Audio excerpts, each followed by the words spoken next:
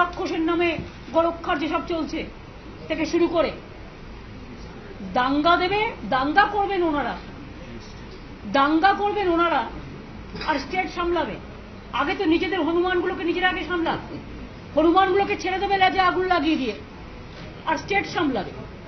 GST থেকে শুরু করে জিএসটি নিয়ে আজকে জিএসটি এবং নোটবন্দি, দেশ পেছিয়ে গেছে তো পেছিয়েই গেছে, এত পেছিয়ে কোনোদিন দেশ যায়নি।